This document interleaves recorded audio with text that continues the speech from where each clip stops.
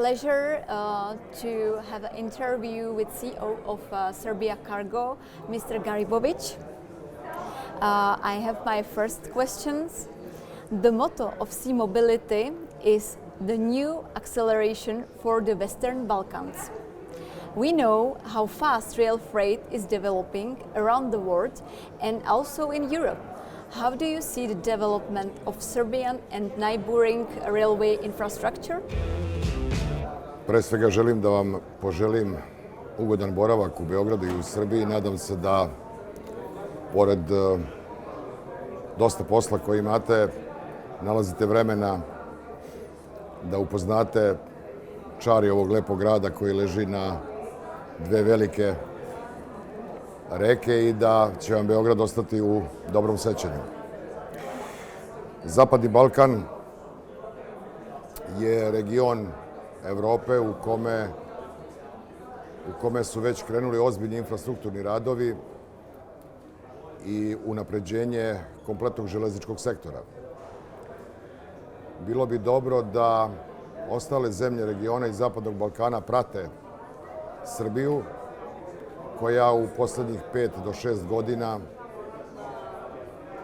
krupnim koracima pokušava da i u železničkom smislu postane deo Evrope. Infrastrukturni radovi su u velikom zamahu. Do februara meseca ćemo imati brzu prugu Beograd-Novi Sad, kada počinju i radovi na drugoj deonici od Novog Sada do granice sa Mađarskom u sklopu brze pruge Beograd-Budimpešta. Rade se projekti i potrebne studije za modernizaciju pruge Beograd-Niš, Niš-Preševo prema granici sa Severnom Makedonijom i pripremaju se svi neophodni i potrebni koraci da se uradi rekonstrukcija barske pruge od Valjeva prema granici sa Crnom Gorom. Istovremeno radi se na modernizaciji i nacionalnih železničkih operatera Srbija Voz i Serbia Cargo, kako bi na toj novoj i modernizovanoj infrastrukturi saobraćali moderna vozna sredstva i u tom smislu Serbia Cargo pre 3 godine obogatio svoju flotu sa 16 savremenih višesistemskih Vectron lokomotiva koje smo kupili od Siemensa, a Serbia Voz iz godine u godinu proširuje svoj vozni sastav i u sklopu brze pruge Beograd-Budimpešta, koliko sam upoznat, treba da stignu 3 voza od kompanije Stadler, koji će biti potpuno kompatibilni sa onim što viđamo na prugama Evropske unije. Thank you very much. Many European countries are doing their best at this critical time to keep rail carriers' costs to a minimum. Some of them have even completely abolished their infrastructure fees. How is this issue works in Serbia? 2015. godine Železnica Srbije kao prethodno jedinstveno železničko preduzeće je podeljeno i restrukturirano na 3 nezavisna preduzeća: Infrastrukturu Železnice Srbije, koja se bavi upravljanjem javnih pruga u Srbiji, Serbia Voz, koji se bavi prevozom putnika, i Serbia Cargo, koji se bavi prevozom robe, odnosno transportom robe na infrastrukturnoj železničkoj mreži u Srbiji. Mi još uvek funkcionišemo u posebnim uslovima i pokušavamo jedni drugima da pomažemo, iako smo nezavisne kompanije, iz prostog razloga što je odlukom rukovodstva ove zemlje u posljednjih nekoliko godina došlo do izuzetno ofanzivne politike u smislu železničkog restrukturiranja i modernizacije, tako da, bez obzira na ova kritična vremena u kojima se nalazimo, Serbia Cargo i Serbia Voz infrastrukturi Železnice Srbije plaćaju pristup u punom iznosu i mislim da je to potrebno kao vid podrške infrastrukturi železnice Srbije u svim ovim velikim železničkim projektima gde je ona u ime države Srbije investitor. Naravno, kritična vremena u kojima se nalazimo u poslednjih godinu i po dana, pre svega izazvana COVID-om, utiču na povećanje rashoda. Međutim, mi u Srbiji imamo jednu srećnu okolnost, a to je da svi veliki investitori koji su u poslednjih nekoliko godina došli u Srbiju,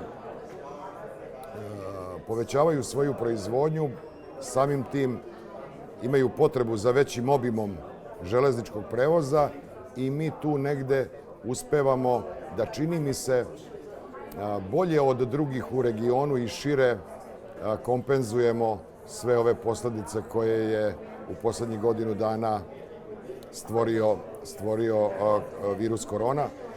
Tako da i dalje ćemo redovno plaćati pristup infrastrukturi kao vid podrške ukupnom železničkom sektoru u Srbiji da svih ovih godina koje su iza nas i svih godina koje su ispred nas damo doprinos za kompletno restrukturiranje železničkog sektora i pre svega infrastrukturne mreže.